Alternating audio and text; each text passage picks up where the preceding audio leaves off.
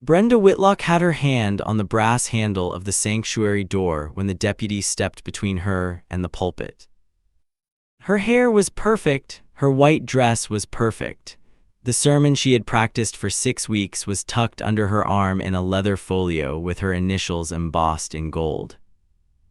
Behind her, 340 members of Crosswinds Community Church were already in their pews, waiting for her debut. In front of her, a sheriff's deputy held a single folded document and said, very quietly, "Mrs. Whitlock, I need you to step outside with me, please." And in the third row near the aisle, Gunnery Sergeant Eleanor Vance, United States Marine Corps, retired, sat very still in her gray Sunday dress, her hands folded in her lap, and she did not turn around. Let me tell you about a place called Cedar Hollow. Cedar Hollow sits about 30 miles south of Franklin, Tennessee, far enough from Nashville that the highway noise fades, close enough that the kids still cheer for the Titans on Sunday afternoons. Population 1,847, give or take a new baby, 2 churches, 1 diner, 1 stoplight that nobody really obeys, the kind of place where the postman knows your dog by name and your dog knows the postman by smell. In the spring of 2022, the dogwoods along Hollow Creek Road bloomed white as paper. The honeysuckle came in heavy that year, and the air down by the creek smelled the way memory smells, sweet and slow, a little sad, the way a thing smells when you know it's not going to last forever. American flags hung from porch posts up and down Hollow Creek Road. Sprinklers ticked across the lawns at dawn. By 6 in the morning, the diner was already pouring coffee. By 7, the bees were already working. The bees belonged to a woman at the end of the road. Her property sat at the very last bend before the pavement turned to gravel. 23 acres of wildflower meadow and white pine, a small green farmhouse, a hand-painted sign at the mailbox that read simply, "Vance Honey Farm, Honor the Bees." That's where our story starts, with the bees and with the woman. Her name was Eleanor Vance. Most folks called her Ellie. The kids on the road called her Miss Ellie. The few people who knew what she had done with her life called her Gunny. Gunnery Sergeant Eleanor Marie Vance, United States Marine Corps, 22 years of service from 1998 to 2020.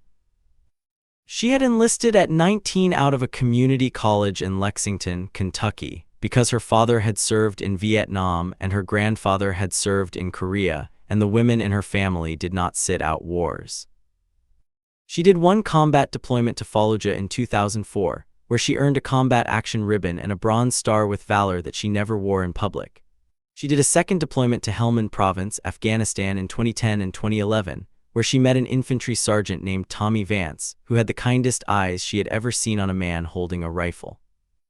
They married in a courthouse in Jacksonville, North Carolina, in the spring of 2012. He was Marine infantry, she was Marine intelligence.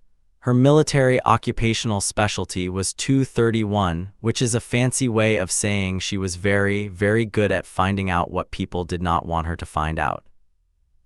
Her last assignment before she retired was a quiet one, inside a small windowless building at Camp Lejeune doing background investigations for security clearances. She knew how to follow a paper trail. She knew how to listen without being heard. She knew how to wait.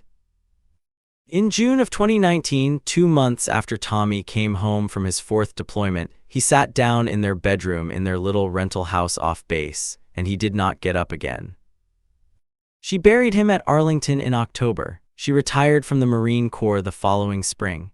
She took the life insurance and the savings and the quiet, terrible thing she could not name, and she bought the green farmhouse on Hollow Creek Road. She filled the meadow with wildflowers. She ordered her first 3 boxes of bees. She taught herself to keep them. She had a rescue dog now, a brindle Belgian Malinois mix she had named Sergeant, because of course she had. Sergeant followed her everywhere. He slept at the foot of her bed every night except the bad nights when he climbed up and laid his big square head across her chest until she could breathe again. Eleanor Vance was 51 years old in the spring of 2022. She had a slight limp from a fall down a ladder at Lejeune in 2017. She walked her property every morning at 5:30 with a tin cup of black coffee in her hand, watching the light come up over the meadow. She sold honey at the Cedar Hollow Farmers Market on Saturdays. She brought a jar to every new neighbor who moved onto the road. She was kind, she was quiet. She was, by every measure that mattered, a good woman trying very hard to live a small and peaceful life. You see, folks, that is the thing about a woman like Eleanor Vance. She had already been to war. She had already buried the man she loved. She was not looking for a fight. She was not looking for anything at all except the slow, steady hum of her bees and the long quiet of her own front porch in the evenings. But here's what nobody knew at the time, and what Brenda Whitlock would learn far too late. A woman who has already survived the worst day of her life is not a woman you want to underestimate. The moving truck pulled onto Hollow Creek Road on a Friday in late April of 2022. It was a big one, a 40-foot Mayflower with 2 professional movers and a third truck behind it carrying just the antiques. Behind the trucks came a pearl-white 2022 Lincoln Navigator with chrome wheels and a vanity plate that read FIRSTLDY. The Navigator pulled into the driveway of the big yellow Victorian directly across the road from Eleanor's farmhouse. The driver's door opened, and out stepped a woman in white linen pants and a cream silk blouse, sunglasses pushed up into a fresh blowout, holding a venti iced coffee from a Starbucks that was 45 minutes away. Her name was Brenda Lynn Whitlock. She was 43 years old. She was the wife of Pastor Douglas Whitlock, the newly appointed senior pastor of Crosswinds Community Church, which sat on a hill just outside town and which had grown in the past 5 years from 200 members to nearly 1,200. Doug was charismatic, telegenic, good with a microphone. Brenda was the engine behind him. She called herself First Lady of Crosswinds on her Instagram bio. 41,000 followers, daily reels about modest fashion, marriage advice, and what she called biblical womanhood. She wore a small gold cross at her throat at all times. She had 3 children, all in private Christian school, all coached on what to say to the cameras at church events. Eleanor was on her front porch that Friday afternoon, snapping the ends off green beans into a yellow bowl, when Brenda Whitlock stepped out of the Navigator and looked across the road. Eleanor smiled, raised a hand, the polite small wave that any neighbor gives any neighbor on any small road in America. Brenda looked her up and down, the faded jeans, the work boots, the gray Marine Corps t-shirt with the sleeves cut off, the brindle dog at her feet. Brenda did not wave back. She turned to one of the movers, said something, laughed, and walked into her new house without a second glance. That was the first red flag. The second came 40 minutes later when Brenda came out onto her own front porch with her phone, framed her shot to keep Eleanor's farmhouse entirely out of frame, and recorded a reel that began with the words, "Y'all, our new street is just darling, but we are going to need to do some work bringing this neighborhood up to where the Lord wants it." Eleanor heard it across the road. She kept snapping her green beans. The third red flag came on Sunday morning. Brenda's voice carried clean across the road as she loaded her 3 children into the Navigator for church. And she said, loudly, deliberately, glancing over her shoulder at Eleanor's flag flying on the porch post. "Some people in this country fly that flag like they earned it, when really, they just stole it from the men who did." Eleanor was inside, making coffee when she heard it. She set the cup down on the counter very gently. She closed her eyes. She breathed. And then she picked the cup back up and went out to the porch and sat down in her chair and watched the Navigator drive away toward Crosswinds Community Church. Sergeant put his head on her knee. "It's all right, buddy," she said. "It's all right." It was not all right. A Marine, you see, does not give up on a neighbor that easily. Eleanor had been raised by a woman who believed that you welcomed the new family on the street even if they came in shooting. Especially if they came in shooting. So on the following Tuesday, Eleanor pulled on a clean shirt, brushed her hair, and walked across Hollow Creek Road with a quart jar of her best wildflower honey and a small handwritten card that read, "Welcome to the neighborhood. The bees are friendly and so am I, Ellie Vance," across the road. She rang the doorbell, she waited, she rang it again.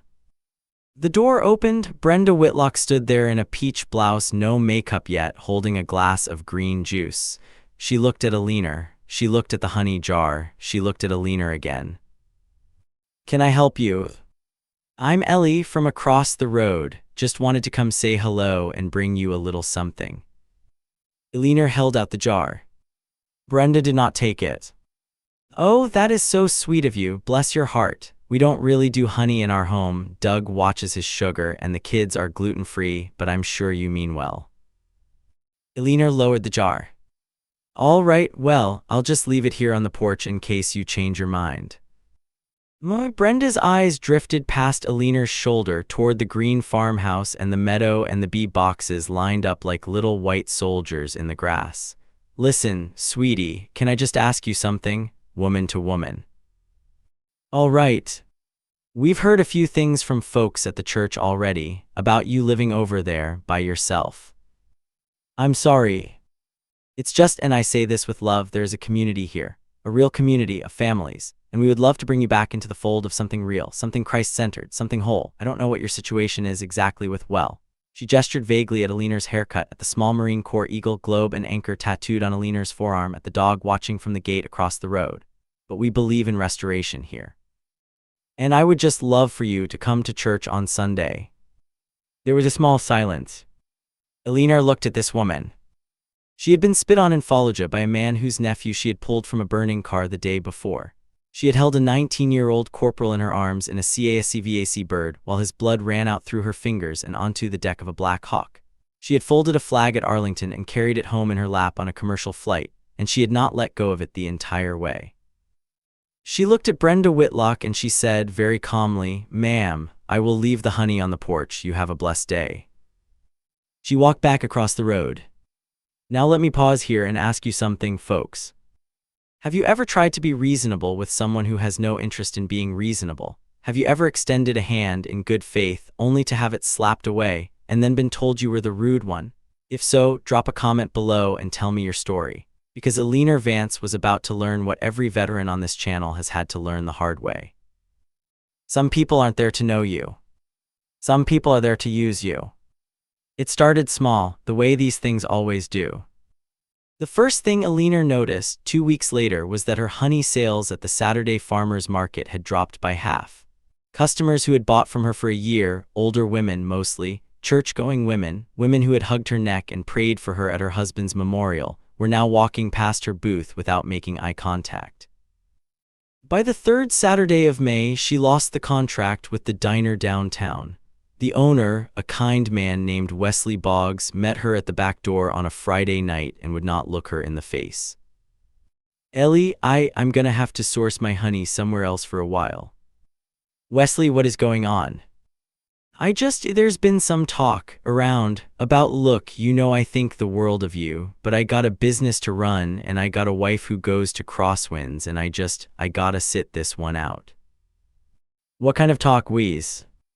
He shook his head, he could not say it. She drove home in her old green Ford Ranger with the windows down and the radio off. The talk, as it turned out, was this: Brenda Whitlock had been busy. At the women's Bible study on Wednesday nights, at the children's ministry coffee on Thursday mornings, in the pickup line at the private school, at her hairdresser's, on her Instagram, in carefully veiled posts about spiritual warfare in our own neighborhoods. Brenda did not say things outright. Brenda was far too clever for that. Brenda asked questions. Has anyone else noticed the woman across the road from us seems just a little off? I worry about her, I really do. The way she dresses, the way she lives, all alone over there with all those animals. A slight grimace at the word. And those tattoos, I worry about the children walking past her property. I'm sure she's harmless, I'm sure she is. By June, the rumors had taken shape. Eleanor Vance was unstable. Eleanor Vance had been dishonorably discharged. Eleanor Vance had killed civilians overseas and come home broken. Eleanor Vance had driven her own husband to suicide. Eleanor Vance was a lesbian, possibly worse, possibly dangerous to children. The bees, you understand, were a front, nobody knew for what, but a front for something. A young mother named Tara called the sheriff one afternoon to report that Eleanor had been watching the school bus from her porch. Eleanor had been drinking coffee on her porch, which she did every morning, and the school bus had passed by, which it did every morning. The deputy who came out was an older man named Hal Dempsey, and he apologized to Eleanor for 10 minutes on her porch and accepted a jar of honey before he left. Then the small acts of vandalism began. The mailbox knocked off its post in the night. A trash bag of garbage dumped at the end of her driveway with a hand-printed note that read "Go home." The tires of her Ranger slashed in the parking lot of the feed store. 2 of her bee boxes kicked over in the meadow, killing thousands of bees and breaking a queen. Eleanor documented every single thing. Photos, timestamps, GPS coordinates, a leather notebook on her kitchen table where she wrote down every incident in clean block print, the way she had been trained to do 19 years ago in a classroom at Dam Neck, Virginia. She had 2 security cameras on her porch and 4 more along her property line. All 4K, all motion activated, all backed up to a cloud server her brother-in-law had set up for her. She did not call the sheriff again, she did not call the church, she did not post on social media. She watched, she waited, she wrote it all down. Now let me ask you something, folks. How many incidents would you have tolerated before you snapped? 1, 3, 10. Drop a number in the comments below, because Eleanor Vance documented 47 of them. And here's what nobody knew at the time. Eleanor Vance had spent the last 6 years of her career doing exactly this kind of work, on a much bigger scale, against much more dangerous people. Every word Brenda Whitlock said, every glance, every whispered question at women's Bible study, Eleanor Vance was already turning into a file. It was a cold morning in early November of 2022. A frost had come down hard the night before. Eleanor woke at 5:30 the way she always did. The bedroom was dark and Sergeant was already awake, standing at the window with his ears forward, a low sound in his throat that was not quite a growl. "What is it, buddy?" She put on her boots, she made her coffee, she took the cup out to the porch. And then she stopped. The flagpole on her porch was empty. The flag that had hung there for 3 years. The flag that had been folded into a triangle and placed in her hands at Arlington National Cemetery on October 12, 2019, by a Marine First Sergeant in dress blues. The flag she had carried home in her lap on a commercial flight from D.C. Gone. Eleanor walked down off the porch in the dark, Sergeant at her hip. The grass crunched under her boots. The frost was silver in the porch light. Halfway down the driveway, she found it. A small black smear on the gravel, a square of charred cotton, the brass grommets blackened and warped, the white star field half melted, the neat triangle that had sat on her mantelpiece some nights when the bad nights came and that she had unfolded with shaking hands at 3 in the morning to bury her face in the cool fabric and whisper Tommy's name. Burned. Burned in her own driveway. Eleanor stood very still. She did not cry. She did not curse. She did not look across the road at the dark windows of the big yellow Victorian, where Brenda Whitlock was almost certainly still asleep in a $4,000 bed. She squatted down in the gravel in the cold and she touched the ashes of her husband's flag with 2 fingers, very gently, the way you might touch the cheek of a sleeping child. She closed her eyes for one long moment. Then she stood up. She walked back to the house, she went inside, she set the coffee cup down on the counter, she sat at her kitchen table, Sergeant lay down across her boots. And Eleanor Vance opened her leather notebook to a fresh page. At the top she wrote in clean block letters, November 7, 2022, 0547 HOURS. Below it she wrote 4 words. This is the end. Now let me pause here, folks, and ask you something. If you think Eleanor Vance was about to call the sheriff, you've never met a woman like Eleanor Vance. If you think she was about to march across the road and confront Brenda Whitlock, you've never served alongside a Marine intelligence specialist. And if you think she didn't already know exactly what she was going to do, you have not been paying attention. Because Eleanor Vance had been gathering a file for 8 months. And on that cold November morning in a quiet farmhouse on a small road in Tennessee, she picked up her phone, scrolled to a contact she had not called in a long time, and she pressed the button. The phone rang twice. A man's voice answered, warm, low, a little tired. "Ellie." "Marcus," she said, "it's time." Here's what nobody on Hollow Creek Road knew about Eleanor Vance. Her last 6 years in the Marine Corps had not been spent kicking down doors. They had been spent in a small, windowless room at Camp Lejeune, North Carolina, building background files on people who wanted access to classified information. She knew how to pull a person's life apart with nothing but a name and a date of birth. She knew how to read a financial statement the way a pastor's wife reads a Bible verse, slowly, carefully, looking for the meaning behind the words. And here's what nobody knew about Tommy Vance, her late husband. Tommy had a younger brother named Marcus. Marcus Vance, age 46. Special Agent, Federal Bureau of Investigation, Memphis Field Office, 18 years with the Bureau. His specialty since 2014 was financial crimes, specifically the kind of small-scale embezzlement and wire fraud that quietly bleeds nonprofits, charities, and yes, churches of millions of dollars a year. Marcus had loved his big brother, and after Tommy died, Marcus had quietly sworn to himself that he would look after Tommy's wife for the rest of her life, whether she wanted him to or not. Eleanor had never asked for anything until that November morning. What she put on her kitchen table when she sat down across from Marcus 3 days later in the back booth of a diner in Murfreesboro was a folder almost 2 inches thick. Inside that folder, organized by tab, were the following items: 8 months of incident logs, 47 separate acts of harassment, vandalism, defamation, and intimidation, every entry time-stamped, every entry geolocated, every entry corroborated by camera footage backed up to a federal cloud server that even Eleanor herself could not delete from. 3 sworn statements, one from Wesley Boggs, the diner owner, detailing what Brenda Whitlock had told him about Eleanor in May. One from a woman named Charlotte Pemberton, age 71, a former member of Crosswinds Community Church who had served on the church's finance committee until she had been quietly forced out the previous year for asking too many questions. And one from the older deputy, Hal Dempsey, who had taken 3 separate calls from Brenda Whitlock about Eleanor and had documented all 3. And then at the back of the folder, a spreadsheet. The spreadsheet was 12 pages long. It had been compiled by Eleanor herself over the previous 6 weeks, working at her kitchen table in the evenings, using nothing more than the public IRS Form 990 filings of Crosswinds Community Church, the public Tennessee Business Registry, the public Whitlock family social media accounts, and her own training. The spreadsheet showed a pattern, small, careful, consistent, of money moving out of the Crosswinds Children's Ministry Scholarship Fund and into a series of vendor accounts that all eventually traced back to a single LLC registered in Delaware in the spring of 2020. The LLC's sole owner of record was Brenda Lynn Whitlock. $341,000. Over 26 months.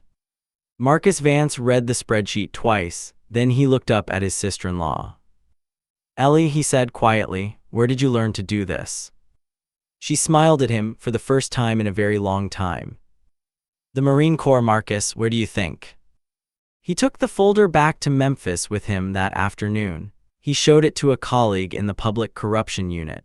The colleague made a phone call to the United States Attorney's Office for the Middle District of Tennessee. The U.S. Attorney's Office made a phone call to the Elder Board of Crosswinds Community Church. A meeting was quietly scheduled. It was scheduled for the Thursday before Brenda Whitlock's debut sermon. The morning of Sunday, March 19, 2023, dawned cool and clear over Cedar Hollow.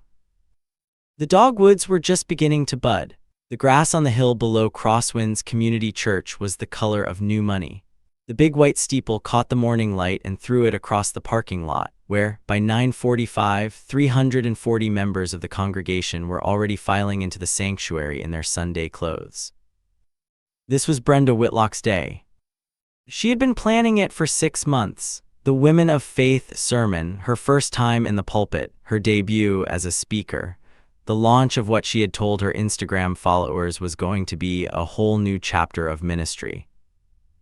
She had a special dress made, white linen, ivory buttons, a small gold cross at the collar. She had her hair done at 6 that morning. She had practiced the sermon 41 times in front of her bathroom mirror. The sermon's title, printed on the program, was "A Woman of Honor in a Dishonest World." You really cannot make this stuff up, folks. At 10 o'clock that morning, as the choir began to sing, 3 vehicles pulled into the church parking lot.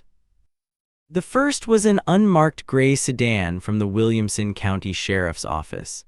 The second was a black Chevrolet Tahoe with federal plates. The third was a small white Honda Civic belonging to a process server out of Nashville named Jenny Rusk. They parked together at the back of the lots. They waited. Inside the sanctuary, Pastor Doug Whitlock walked to the pulpit, opened the service in prayer, and introduced his wife with the words, "And now, brothers and sisters, the woman who has been my partner and my heart for 21 years, Mrs. Brenda Whitlock." Brenda stood up from her seat in the front pew. She straightened her dress. She turned to walk toward the steps of the pulpit. And the side door of the sanctuary opened, and Elder Raymond Lockhart, age 73, chairman of the Crosswinds Elder Board, walked quietly down the aisle and intercepted her. "Brenda, we need a moment." "Ray, I'm about to." "Now, Brenda." 3 other elders had risen from their pews. Brenda's smile froze on her face. Doug, at the pulpit, was staring at the elders with no idea what was happening. The congregation had gone very quiet. In the 3rd row near the aisle, a woman in a gray dress sat with her hands folded in her lap and did not turn around. Brenda was led, gently but firmly, out the side door of the sanctuary and into the small foyer at the back of the church, where the deputy and the 2 FBI agents and the process server were waiting. The process server stepped forward first. "Mrs. Brenda Lynn Whitlock." Yes. You are hereby served." The folded papers were a civil complaint filed 2 days earlier in the Circuit Court of Williamson County, Tennessee. The plaintiff was Eleanor Marie Vance. The causes of action were defamation per se, intentional infliction of emotional distress, and tortious interference with business relations. The damages requested were $1,200,000. Then the deputy stepped forward. "Mrs. Whitlock, you are not under arrest at this time, but I have been asked to inform you that the United States Attorney's Office for the Middle District of Tennessee has opened a federal investigation into wire fraud and embezzlement related to the Crosswinds Children's Ministry Scholarship Fund. These 2 agents are with the FBI. They have some questions for you. You may want to consult an attorney before you speak with them." Brenda Whitlock, age 43, First Lady of Crosswinds, Instagram follower count 41,000 and dropping by the second, looked at the deputy. She looked at the FBI agents. She looked at the elder board. She looked at her husband through the open sanctuary door, Doug, white-faced at the pulpit, beginning to understand that none of this was a mistake. And Brenda Whitlock sank down onto a small wooden bench in the foyer of Crosswinds Community Church, and she started to cry. The sermon, of course, was canceled. Elder Lockhart walked back into the sanctuary, took the pulpit gently from Doug's hands, and announced to the congregation that there had been a serious matter that requires the elder board's immediate attention, and that the service would be closing in prayer. The choir sang 1 verse of Amazing Grace. The congregation filed out in stunned silence. In the 3rd row near the aisle, Eleanor Vance stood up, smoothed her gray dress, and walked out of the sanctuary without looking left or right. She drove home to Hollow Creek Road. She made a fresh pot of coffee. She sat down on her front porch with Sergeant at her feet, and she watched the bees come and go from the hives in the meadow. She did not smile. She did not gloat.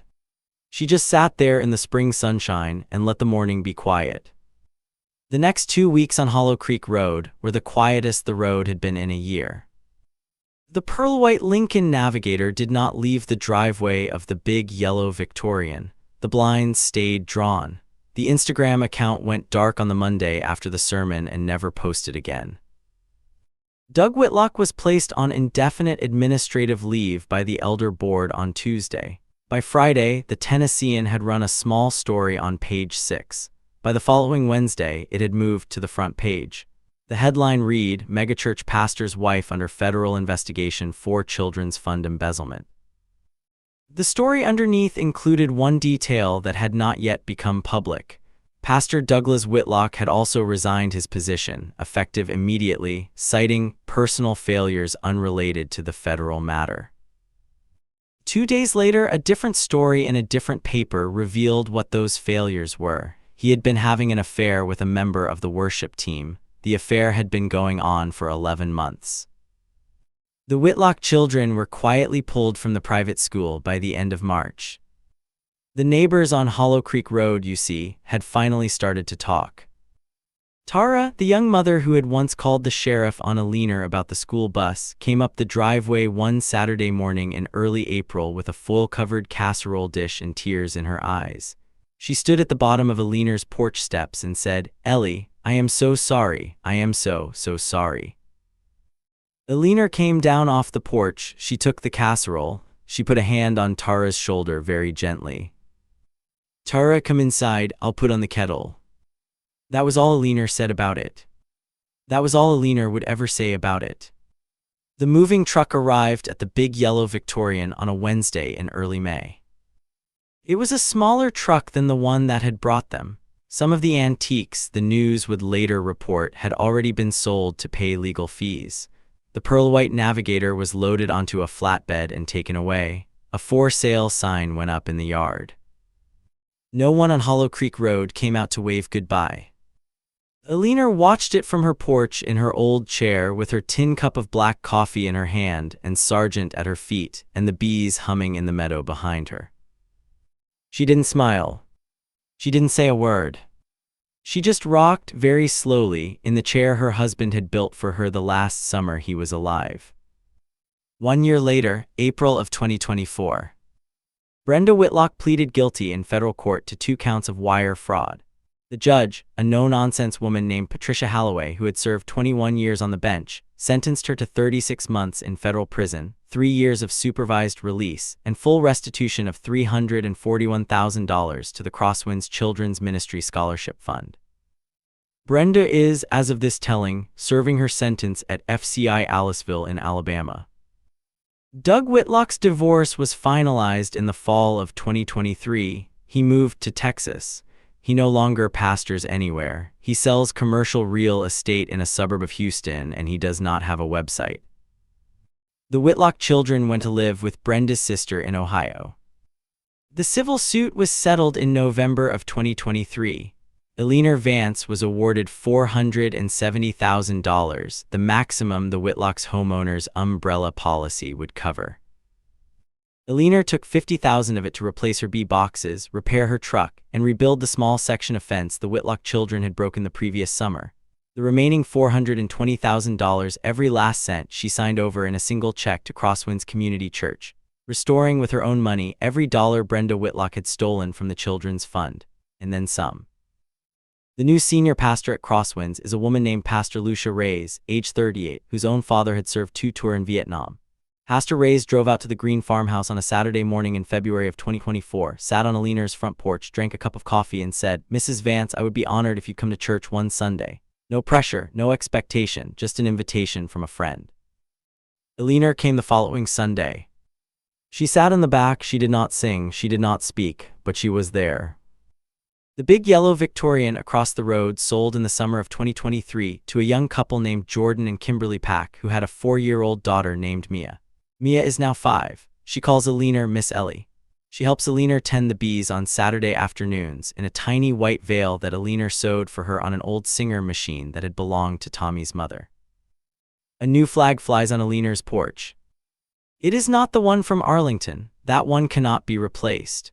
But the new one was a gift from the elder board of Crosswinds Community Church, presented to her quietly one Sunday morning in the foyer by a 73-year-old man named Ray Lockhart, who shook her hand and said only, "Thank you, ma'am."